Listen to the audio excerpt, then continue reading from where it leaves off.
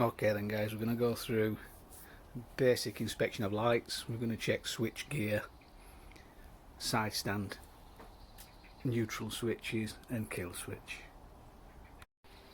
First job, let's have a look at the switch gear, kill switch in particular, so we're going to turn the ignition on.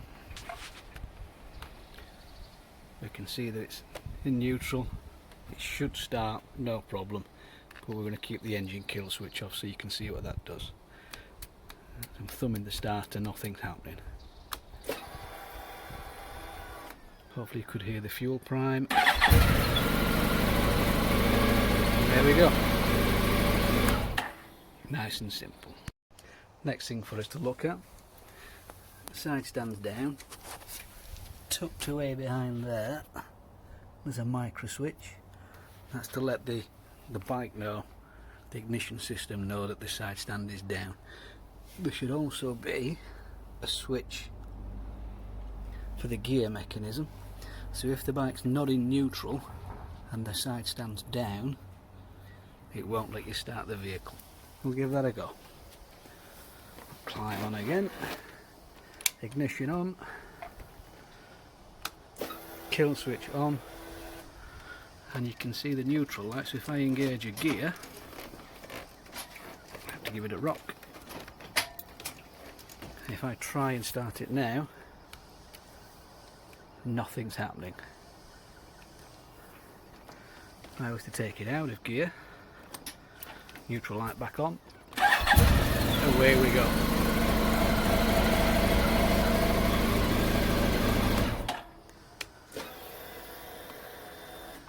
If I try that again with the stand up in gear, and I'm going to have to do this with the clutch lever pulled in,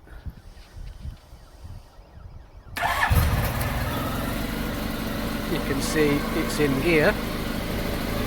Because I'm holding the clutch, it started, but if I attempt to lower the side stand, it instantly cuts out. So hopefully what that should show you is those safety features are designed to stop a bike starting with it in gear or letting you ride with the side stand down.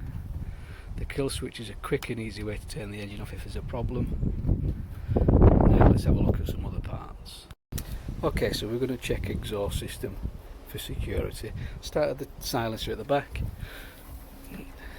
Give it a decent wiggle around, nice and simple. Make sure mounting points, bolts are secure.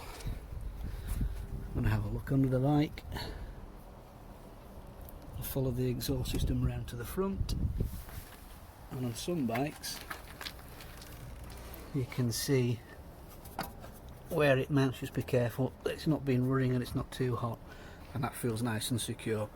And when we run the bike, we'll be listening to see if there's any exhaust gases blowing or escaping. Another thing we want to be checking for, are there any oil leaks? First thing to really do is get on your knees, have a good look around and check the floor. If the bike's been stood for a few minutes, especially if it's been running, if there are any oil leaks, they will usually end up showing.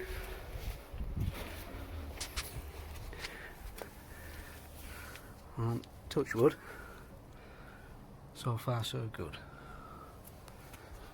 Whilst we're here, ignition on, we're in neutral.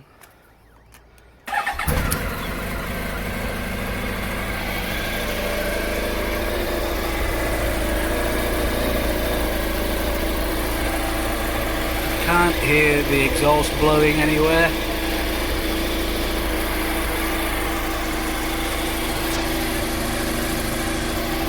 Can't see any leaks presenting themselves, so I think we're good. And then the last thing that we had to check was the lights.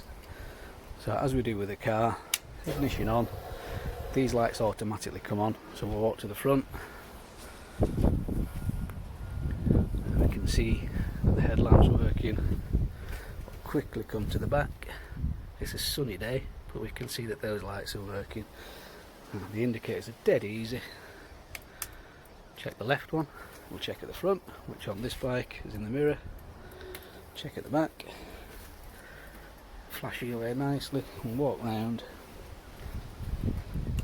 Again, check at the front,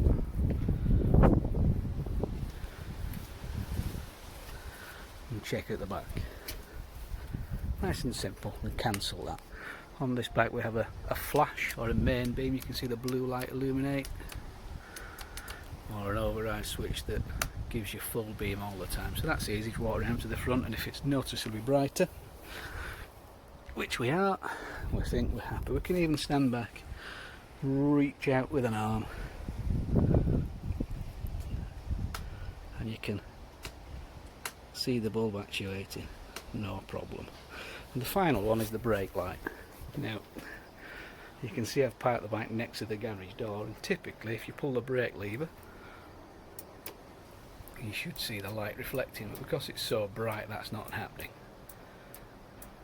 So I would go full stretch with my arm, pull the lever and sort of use my hand to reflect the light. I can't do that holding the camera. And same, we need to check that the rear brake switch is activating as well. I can kind of give you a tiptoe look at this. If I reach my foot over there, put the camera down here, hopefully you can see what I mean, that the light's working. I'm too short, there's no way I can reach that front lever. But on a darker day, or if I wasn't holding a camera, you could reach your arms around and check it that way to make sure the rear brake light's working.